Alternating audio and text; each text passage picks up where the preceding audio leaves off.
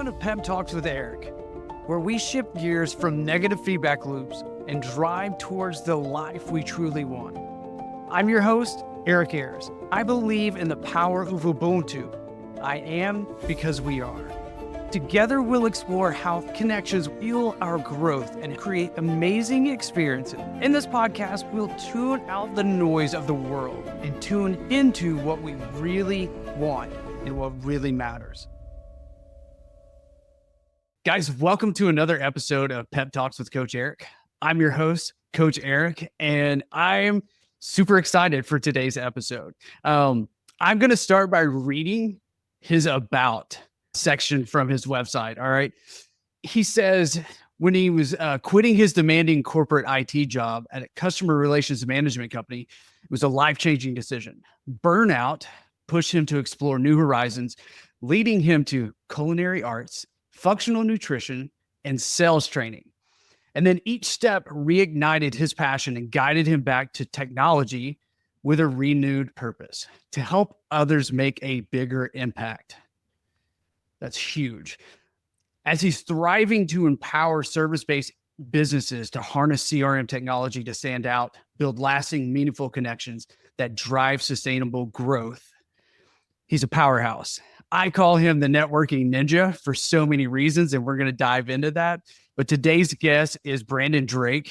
And Brandon, I am so excited for you to be here, man. Thank you so much for joining us. I'm really excited to reconnect with you, just on a bigger audience, just to share our stories or whatnot, and share that inspiration and motivation. I can't wait to, talk more. Absolutely, man. And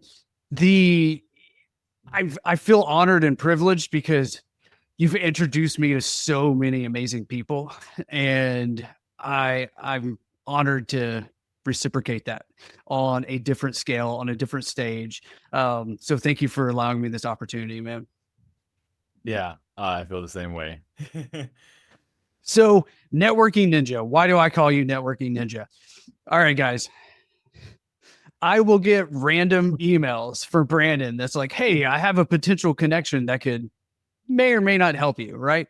Please see their profile. Let me know. And I'm like, this seems intriguing. I don't know where the connection is. And then Brandon makes this introduction. I meet this other person, and we both are like, oh, now we know why Brandon introduced us. His ability to connect two people together that don't know each other is like nothing short of magic. And Brandon represents and houses the concept of Ubuntu, the I am because we are, the plural form of humanity, the what's on my sweatshirt. He represents that in a technological society. And that is amazing. And that's what's intrigued me about you, beyond the fact that you're just a super cool dude, man. Yeah, I really enjoy connecting with people and learning about how I can help other people in my network, whether they're a prospect, a customer, or a networking partner. I just want to continue to provide value to anybody that comes into my network that is a good, genuine person that really just wants to do good in terms of what they're doing for their work. And I really enjoy people that are really passionate about what they do, because I am as well. And I want to match each other's energy to see how we could make things happen and see each other grow. Oh, it's awesome. I love watching you continue to tap into your purpose. And from that, things just continue to open up, right? Like, we'll dive into your CRM in a little bit. That's just a super cool story. But before we get to that, share a little bit about your journey, that your transition from the corporate world maybe into what you're doing now. Yeah, so my education, was in computer information systems and business systems analysis. So I'm naturally a very analytical person. And that's what I did in the corporate world, doing a lot of reporting, a lot of data migration, anything data related. I was a data guy. Like, my nickname is Healthy Data Guy. And the reason why, in the beginning, I was a data guy because I was pigeonholed into that position because I was good at that. But I got to the point where I was just getting really burnt out with the CRM company I was working with, where I was doing tons of data migrations every day. And the company, they got bought out and the environment totally changed where it was very transactional. They set quotas up for us that we had to meet weekly and then monthly. And it got so transactional and I was just working 10 to 12 hours a day for 6 months straight. And I think any person would just be burnt out. I was definitely burnt out and I was just that last 2 or 3 months I was looking like what can I do? Like I know I'm good at this, but I want to do something different. Like I just don't like this environment anymore. Um and I said, you know what? Health and wellness is something that's important to me. So, you know what? I think I'm gonna research some kind of culinary school or health school to go to and just quit what I'm doing now. So eventually when I found what I wanted to do. It was more of a pre-planned uh quitting. I said, you know what, I'm done with this job. They actually tried to keep me and they gave me more money and said, oh, you could work from home. But I was like, I don't care about that. Like, I'm good. So I said, thank you for that. I appreciate and I appreciate that you value me, but I just want to do something totally different. And so I went to holistic nutrition and culinary art school. It was a different type of schooling where it was learning how to cook for people based on their health conditions.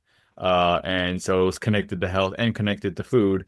And I really enjoyed that piece. And I enjoyed that process. I met a lot of really good heart-centered, service-oriented, health-related type of people that were like my kind of people that I just really resonated with. I learned a lot from them. I learned a lot from the administration, the teachers or whatnot. And after I got done, I started my own business. I was a therapeutic personal chef and a functional nutritionist. And I enjoyed that work because now I was helping people, being very service oriented, but helping them overcome their health challenges using meal planning and or cooking for them. And I really loved seeing that process of them overcoming those health challenges and seeing them be independent of me, whether it's me either cooking for them or teaching them like what foods are allowing them to heal accordingly based on whatever health conditions. And I was mainly focusing on people with metabolic health issues like heart attack, stroke, prediabetes, diabetes, hypertension, like a lot of the ailments and chronic issues that many Americans deal with or whatnot is very Right. prevalent. And the reason why I chose that, the why behind it is because my grandparents on both my mom and dad's side suffered and passed away from either heart attack, stroke, double, triple bypass surgery, diabetes, stuff like that. And I didn't want anybody else to have to go through those issues because those issues are fixable, you know? And I wanted them to elongate their lives by being able to still have tasty but therapeutic foods that allows them to heal. And that meant a lot to me. That was my purpose and my why I did what I was doing. And also too, during that time when I was cooking for people and creating tailored menus and cooking for them, I also went to functional nutrition school so I could be even more valuable to my client base because it's all about self-developing and continually learning. Like I don't like a stagnant lifestyle. Like that's what I felt like when I was in corporate, doing the same thing over and over again. So after I got done with functional nutrition school, then I added a new thing to my tool belt where I could actually coach people. So now I was coaching people and or cooking for people depending on what their needs were. And I really enjoyed that. And that's when I discovered networking as well. I created a lot of really good networking partners where we would really look out for each other to see how we could support each other. And I like that community oriented environment. And through networking, that's how I found my next opportunity, which I never expected. So yeah. Oh, okay. So I've heard this story a couple times. And each time I hear it, like I can feel the energy behind it. But also like if you trace it, you can see the connection points of you were doing data migration, right, through a customer relation management company. Yeah. And I'm assuming that there's very minimal human connection, human interaction during that data migration. Am I correct? Yes. And here's the thing, like whenever I was working those 10 to 12 hours a day, and people came up to me and had to talk to me or ask me questions, I had to turn them down and be like, "Hey, I can't talk to you right now. Like I'm focused on this because I have to meet my quotas, I have to meet my Yeah. numbers." And then whenever I talked to the client, it was more like just all about just getting the work done. And no like really human like a human touch type of environment. It's basically like shoving the solution down their throat, move on Yeah. to the next one. And I had to do that because I was against the gun, meaning I had to meet my quota.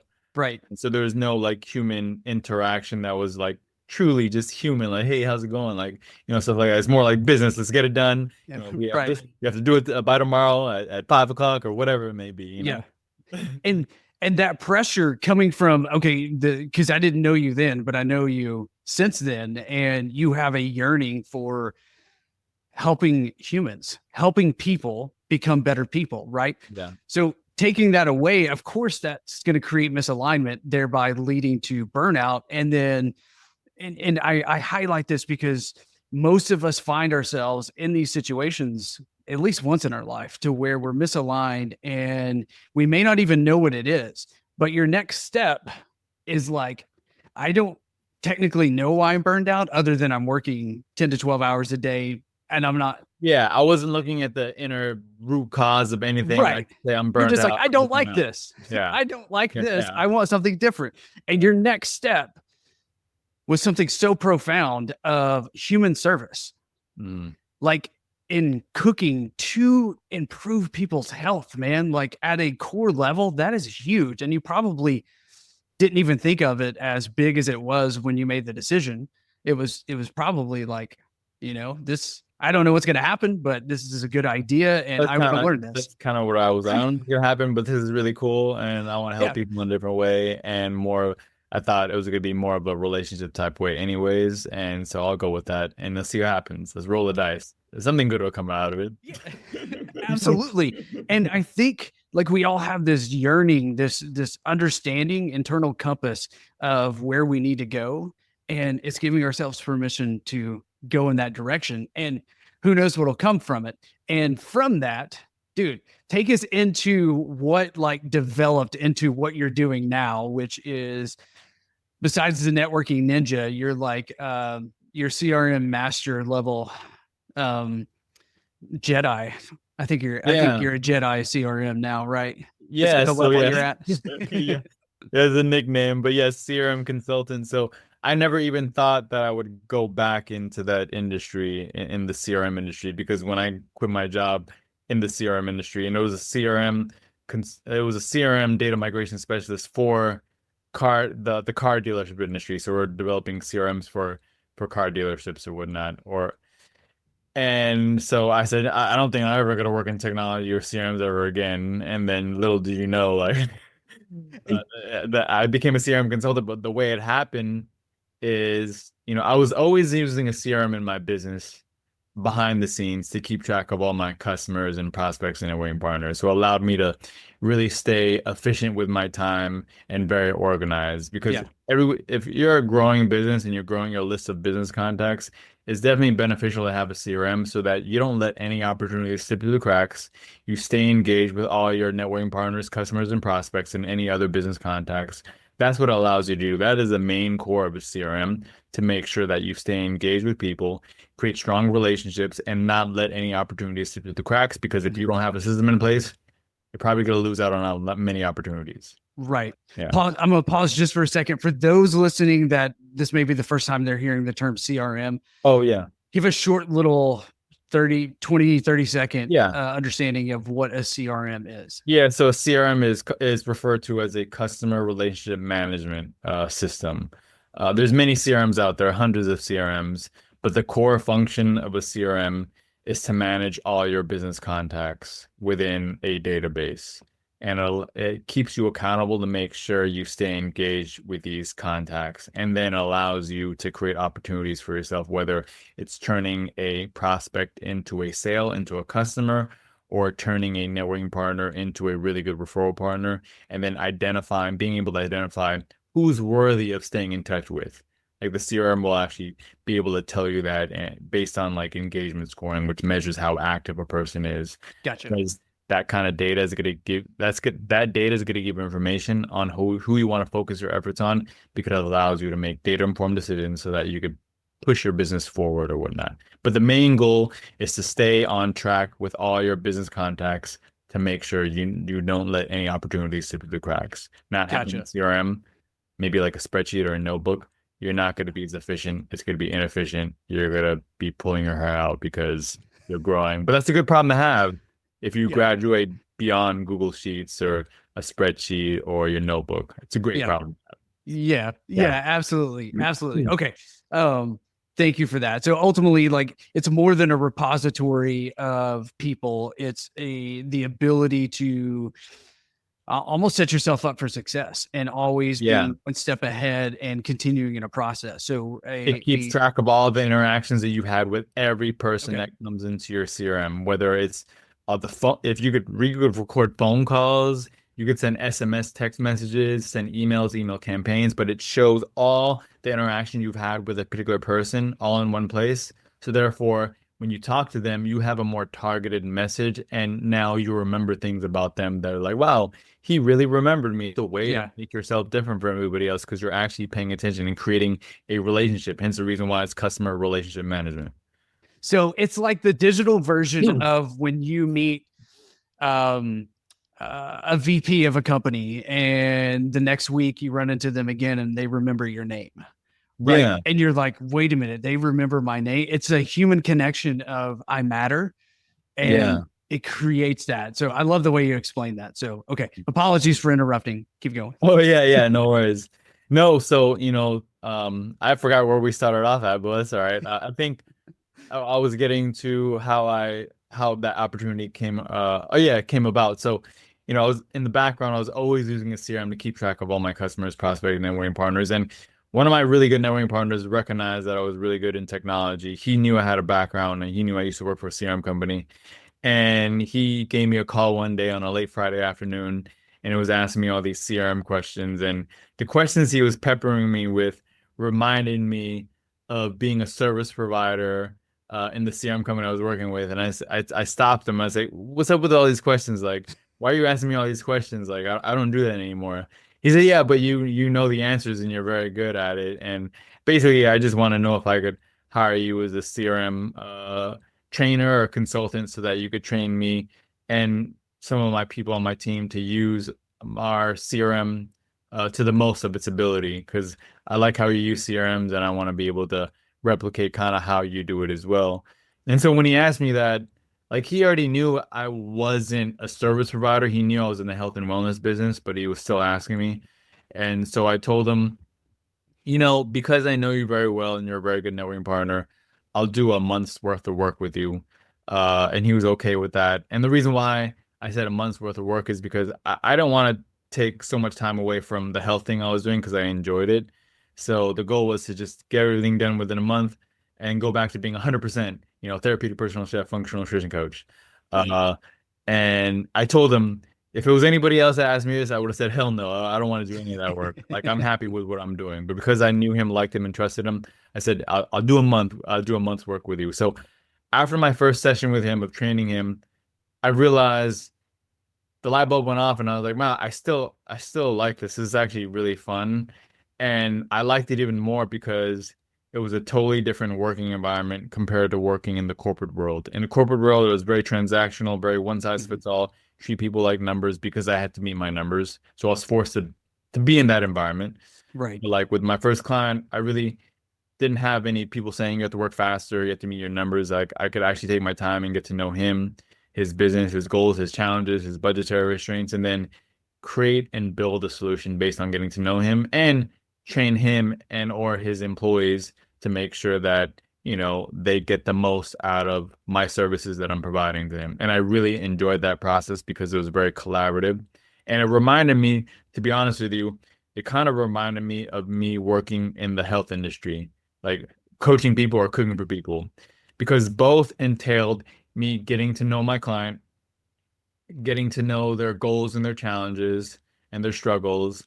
And then in the health world, it was building a possibly customized menu or cooking that menu or developing a coaching plan that was tailored toward them. And I Right. like that process. And in technology, in my job with my first client, it was about truly getting to know them, understanding his goals, and then actually building a customized solution based on getting to know him. And I like that process, irrespective of what modality or skill set I was using. That process of relationship building, getting to know my client, and actually building something that's right for them that allows them to reach their said goals, that's the part that I liked a lot. And that that working in the CRM in that capacity renewed my love and energy for it or whatnot. So Yeah. after working with him, I said a month. It actually ended up being 3.5 months because we both liked working with each other, and I liked it too as well, and I didn't mind. So after 3.5 months, I officially did help him and finish the work, and he was set to go. And then I went back to being a, therapeutic chef and functional nutritionist, and I was still happy doing what I was doing. But then he started referring me to other people in his network to do more CRM consulting work. And so I took on those jobs and I was happy with it because I was working in a way that aligned with my values, similar to what I was doing in the health industry, but in a different way. And I got to the point where I was a CRM consultant, a therapeutic personal chef, and a functional nutritionist. And I was recreating that unhealthy work-life balance where I was working 10 to 12 hours again. And I said, you know what? I can't do this. Like I love all the things that I'm doing, but I have to choose one. And I actually chose being a CRM consultant. And then one of the reasons why is because like I was lightly getting a little bit burnt out with the cooking. Sometimes cooking for 8 hours straight would just like kind of burn me out. I liked it, don't get me wrong, because I knew it was going to a good, I Right. knew it was going to a good cause. But then in the back of my mind, I was like, man, I just want to do something where I could just use my mind and just use my mind and not have to cook every day because I'm gonna lose my love for cooking as well. Yeah. And I don't want to Yeah. lose that love for cooking for myself and for people in my family or friends or whatnot. Yeah. And so it kind of was a blessing in disguise where I got those opportunities as a CRM consultant and I could have the ability to choose that. And I did choose being a CRM consultant 100%. And I told my networking community, the people that really know me very well, I told them, hey, I'm pivoting back to technology. A lot of my networking partners weren't surprised. They said, hey, you're really good at technology anyways in CRM, so Yeah. we're still going to support you. So I was happy about that. And then some of my networking partners actually became my customers. So my transition back to technology, my network made it easy for me to do that because I've developed those good relationships, being a relationship builder, and also still using my CRMs to keep track of all my relationships in order to create those good relationships or whatnot. Yeah. So yeah, that's kind of like my story and my journey to getting to where I didn't know where I wanted to go. I just know I was going away from what I didn't want to go. Right. Right. Yeah. But now you're at a place, first of all, like I laughed when you mentioned, that then he started referring people to you because like I heard be water, right? And your story, especially from that standpoint, was simply being Brandon, which is Yeah. profoundly being Brandon. And in being Brandon, being water, it just flowed the way that it needed to go. And all of a sudden, you are back in alignment with being able to fulfill your analytical mind that is a part of you in the technology and helping people, which is a core essence of you as well, in a different platform that you didn't think about when you were working the 10 to 12 hours, getting burned out on transactional day by day transactions, right? And very similar like in healthcare, it can be taxing, it can be draining, but there's a service that is offered and we're going through this for a reason. And I love how it came full circle. And it's like, I would have never chose this. Like I never would have picked this. I love that it happened, but Yeah. I could not have planned this, which makes it fun when we look at it Yeah. from that lens, as opposed to, man, I can't believe I spent this much time doing X, Y, and Z. I could have started this sooner, but the lived Yeah. experience, man, teaches us way more No, all than those things happen for a good reason because yes. now I'm glad I went to the holistic nutrition and culinary arts school and the functional nutrition school because now I really treat my health as a foundation to my everyday functioning. Like I Yeah. need to make sure I cater to myself. I take time to commit self-care to myself, whether it's cooking for myself, whether it's getting out and moving or whatnot, because I need to make sure I take care of myself so I could be the best version of myself Mhm. to bring to other people in my network, whether it's my family, whether it's my friends, whether it's my networking partners, customers, prospects. Like I want to be the sharpest mind out there or the sharpest mind better than I was the day before. Yeah. And that mentality was created through the health journey that I went through as well, like when I was on my switch careers or whatnot. So now, yeah, I am into the technology field, but now I take really good care of myself to make sure I could be the most optimal functioning person I was on a daily basis to provide the best service to my clients and customers, prospects, networking partners, friends, family. So yeah. Yeah, so like all of the connections, and it's so important. Like self-care is a must. If we're not in the right headspace, how in the world can we help someone else in the right headspace or Yeah. get into the right headspace? I'm remembering this amazing lecture that I heard Louise Hay give, like a beautiful lecture, and what she said was she was helping so many people, or she thought she was early on in her career, and then all of the people that she thought she was helping was coming back and they're like, nothing's changing. I'm doing what you're saying, but nothing's changing. And what she realized was she wasn't practicing what she was preaching. What the advice she was giving to her clients, the things that would make a difference, she wasn't doing for herself. And then all of a sudden, when she went internally and started providing her own self-care, the rest of her life just shifted into the trajectory that she needed. Yeah. And so like self-care is so important because as we shift and change and transform on this journey, all of a sudden like the energy flows into those that we meet with. And then you have networking partners that are like, I'm going to introduce you to all these people who need CRM work, even though you're not a CRM consultant yet. Right. And things just start becoming what they need to be. And we're not blockading this and saying, I want this. I want this. No, I want peace.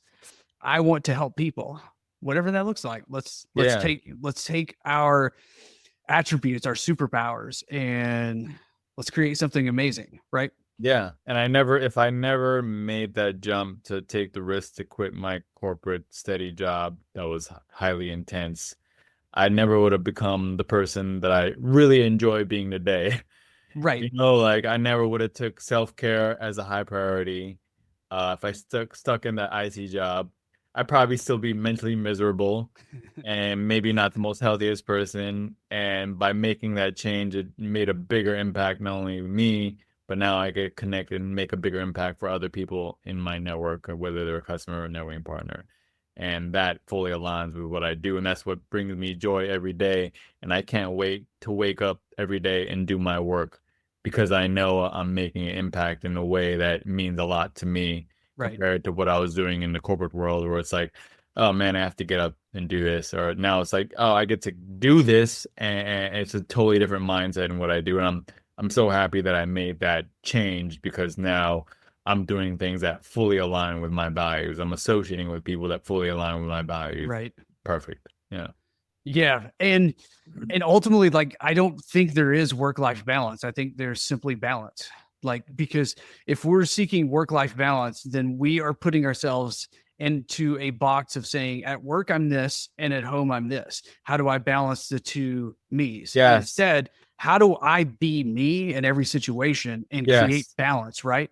So stepping out when we feel so drawn to change, as scary as it may be, because I have no doubt you were met with imposter syndrome. You were met with fear. You were the fear of the unknown, the fear of not making it into whatever you were trying. Like, fears creep in when we attempt to change, or we want to change, or we recognize that we need to shift because we're not comfortable. We're not comfortable being comfortable anymore, right? That stagnation that you spoke of at the very beginning is starting to grow, like the stagnant water is starting to grow mold and, the nasties in here. So I need to move, and I'm freaking scared.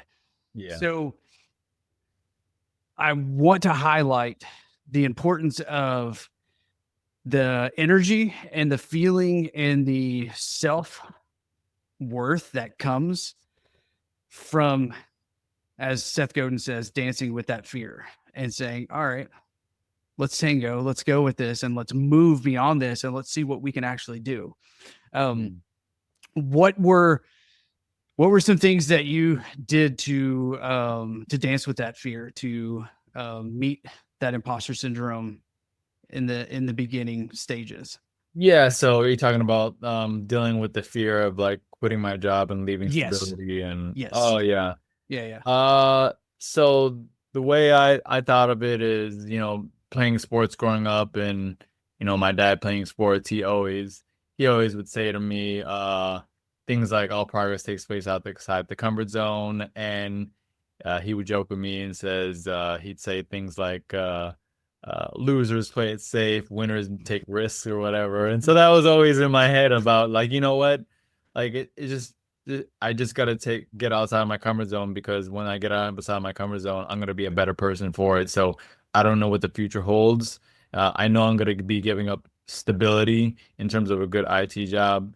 And those are the concepts in my mind that allowed me to continue to believe and stay strong. Like, yeah, I was going to school and I wasn't making money anymore, but luckily I saved up money because I made a calculated decision in terms of what I was doing. So that helped as well. But then, starting off and starting your own business, it's kind of tough in the beginning because obviously I wasn't making the money I was when I was in my IT job. Right. So I said, you know what, if I keep on pushing through, keep on being me and putting in the energy that I need to help other people, things will eventually come to light. And having that, I don't know, just that persistence of not wanting to go back to what I used to do, was the motivation itself to allow me to continue to move forward, I love that, man. So using what you don't want, because we all interact with things that we don't want, as a motivator to focus on what we actually do want. Right. Yeah. And tapping into trusting self, like, is powerful. And we need to give ourselves permission to trust ourselves, because we're freaking amazing. Yeah. We give And ourselves believe me, like permission. there are times where I had doubt and Of course. do Yeah, I have to go and get this job again? for sure. For sure. But the persistency, right? Yeah. Oh, I love that, man. So what are some practical tools that someone who's listening right now is like, I've never used a CRM before in my life? Or I'm horrible at networking, I don't even know how to do it. What are some simple tools, maybe some tricks, some tips that you could bestow upon them to create a better network starting today? Yeah, I mean, in terms of the networking, like be somebody that is just really curious and wanting to learn about people and their why. I always ask, one of the questions I always ask that people like, I when I do like a one-on-one with another potential networking partner, I ask them, is what you do today always what you've done in your career, or did you go through a journey yourself? Because now they could actually open up and talk about themselves, and people like talking about themselves, and also too, I They like do. hearing about people's story as well. And Yeah. you should be wanting to hear people's story. And the other thing too as well is never sell to somebody on the first call. Like, it shouldn't even be an option. Don't sell, don't give a demo, don't share your screen and give a presentation. Like, just have like me and you having a normal one-on-one conversation where two people are curious about learning about each other. Mhm. When you give off that vibe, people see you as very authentic, and they'll remember you. And because they'll remember you, they're going to want to give you opportunities and support you and try to contribute to the growth of your business. Yeah. Obviously, we run into some people that are super salesy, and that's fine. That's just the nature of business. Like, we don't get along with everybody. And that's just the way it is. But like the goal, the mentality that you should come in with when you meet somebody is like learning more about them, learning about their journey, and asking who they help and why they help them, and how I could support you. Like, lead with service. And people see that as, wow, this person's really genuine. He really wants to get to know me. You know what? I want to return that energy and get to know him back. And because of that, I've created a really good network of people that align with my values, and we're easily able to contribute to each other's growth by giving each other referrals in the form of either prospects or other really good networking partners that lead to more prospects or whatnot. And having a CRM in place to keep track of all those interactions allow you to be even a more powerful person, aka networking ninja. Absolutely.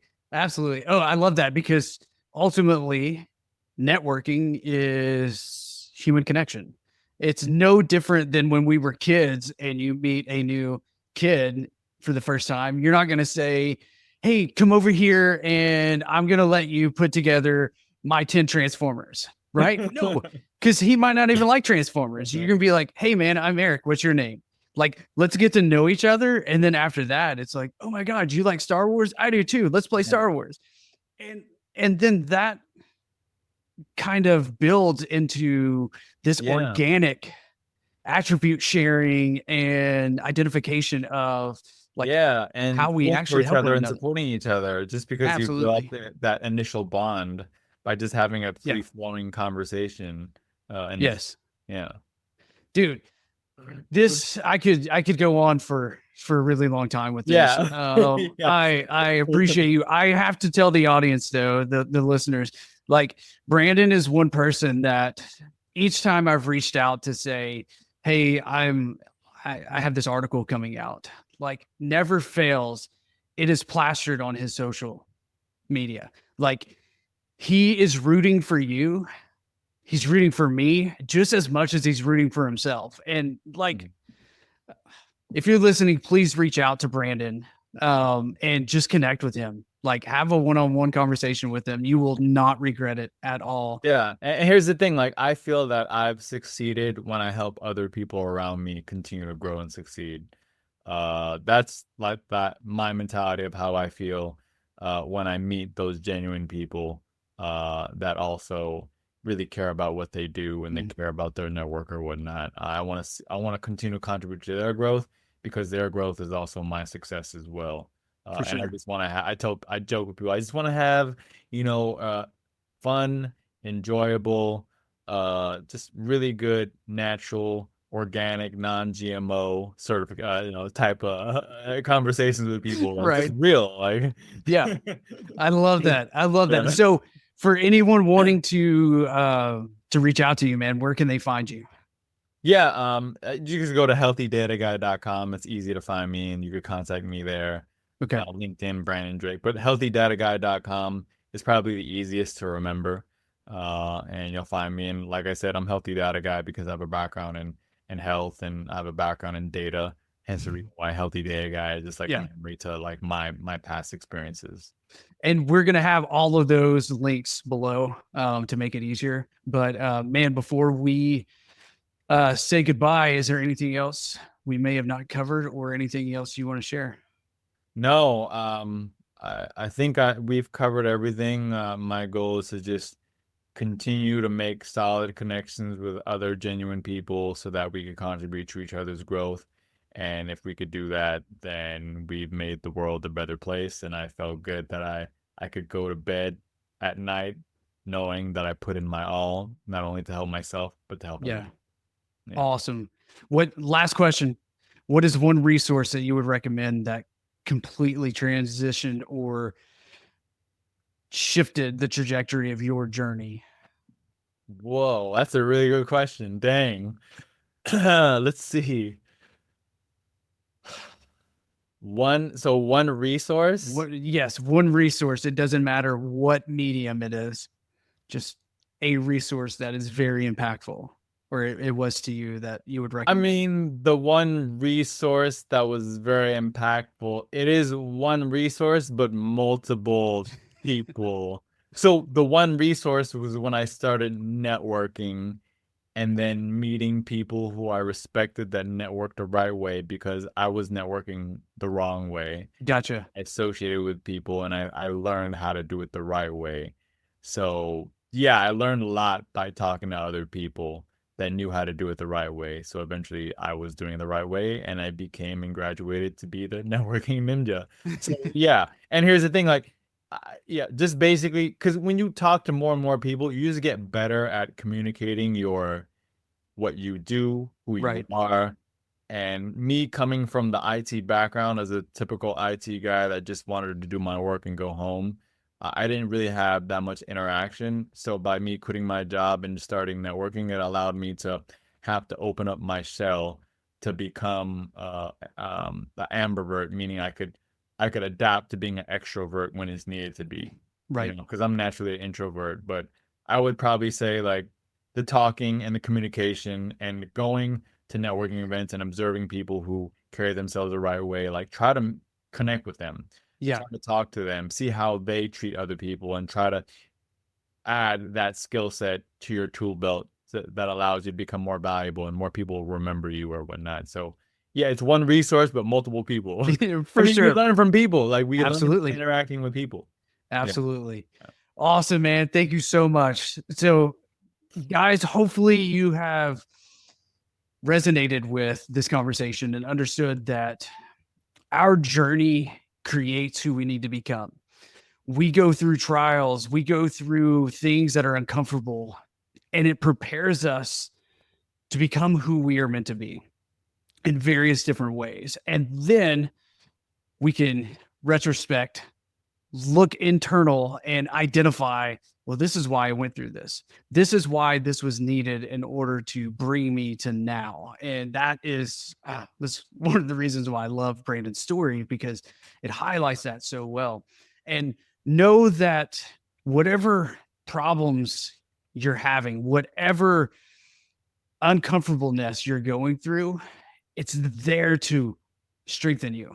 Just like putting muscles under extended weight, like it's going to rip and tear the muscle for repair and stronger muscles. That's the way we are as well. And we continue doing that. If you need help in this, we're here for you. Reach out to Brandon, reach out to myself. That's what we're here to do. We each have our own stories, and our stories help us help other people in their stories. That's what this is. This is the Ubuntu community. And I truly am, Brandon, because you are my friend. And I love this reciprocation. I love that you took time to share with us today. And I appreciate you, man. Yeah, I appreciate this. This is great. I love all the questions in the conversation. It was keeping it real and authentic. I enjoyed it. Awesome. Well, guys, I look forward to seeing you next time. And until then, be well and be loved. Thank you for joining me on Pep Talks with Eric, where together we shift our focus, embrace connection, and drive towards a more fulfilling life. Remember, it's not just about where you're headed, but how you choose to travel along the way. As you continue your journey, know that you have the power to change lanes and focus on the path that leads to positivity, purpose, and connection. Let's stay connected and continue empowering your journey one commute at a time. Thanks again for tuning in, and I'll see you next time. And until then, be well, be loved.